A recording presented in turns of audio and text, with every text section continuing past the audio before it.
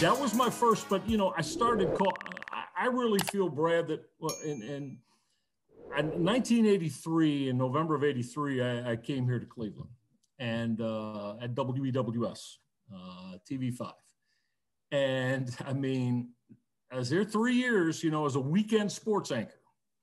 Started with just two Cleveland absolute legends, phenomenons, Gib Shanley, and then the late Nev Chandler.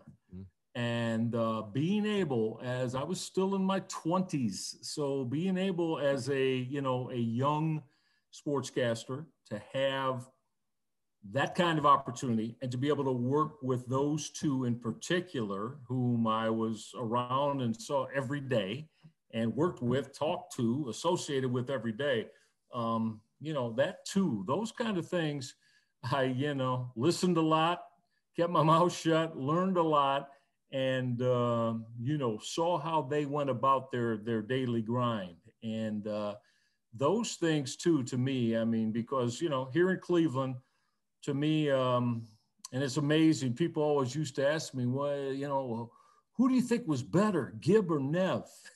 It's like, I've been with both of them. And I mean, and I was proud of the fact that, okay, Gib was the voice of the Browns. And then he decided, and that comes with that comes with tremendous cachet attached. Oh, yeah. I mean, and I'm bigger than that now. No. And then Gib decides to, make that move and go to Los Angeles. That unfortunately for him, never really went the way he wanted it to. But then Nev takes over for him. And of course, Nev was with Herb Score at the time calling the Indians. Mm-hmm. But Nev had been Gib's weekend sportscaster at Channel 5.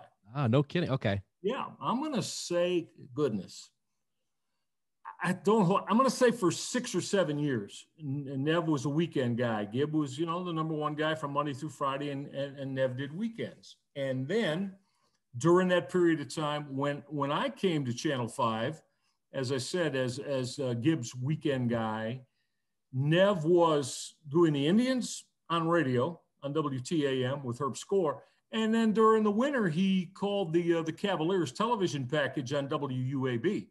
At that time, again, there was no Fox Sports Ohio, right? That wasn't a thing yet. So there was about 25 or 30 Cavaliers games on. And this is, of course, during the World Be Free era, just before the drafting of Doherty and Nance and Price, and the Cavs starting to take off more in '86 and beyond that. So yeah, I mean and then Nev gave that up to replace Gib as the number one guy at Channel 5, and of course I stayed doing weekends then for Nev. But that's when I during that period of time, Brad, for me, is when I got my first opportunity to, like I said, I'd called all kinds of high school, small college games on the radio. But in 1985, because ESPN came aboard came on in 1980. In 1985 was when I got my first opportunity to call college football and college basketball. A lot of them, mostly MAC games at the time.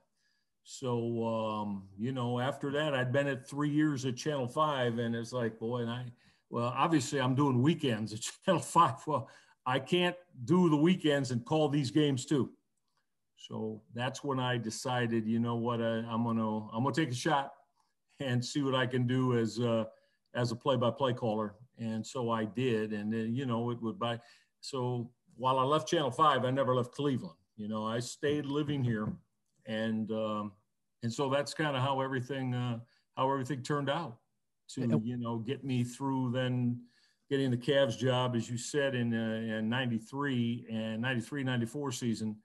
And then ultimately 3 years later, I got the Baltimore Orioles too. So, it's, listen, I'm honored and humbled. It's been a great ride. And, it's one that you just, I think you hope, I know I do, I put in perspective, and to me, you gotta pay your dues, and you gotta be willing to work your way up. And even that doesn't guarantee it's going to happen. Nope. But I know so many guys, Brad, that and women too, that have called sports and are still, they're my age. They're over 60 years old and still calling high school games and love it. And hey, man, I certainly understand it, and there's nothing wrong with that at all. Like I said, there's not 100% guarantee you're ever going to get to the major leagues, right? It's just like if you're playing any sport, there's no guarantee. So, but yeah, I've been blessed, and it's been a thrilling ride and a great ride.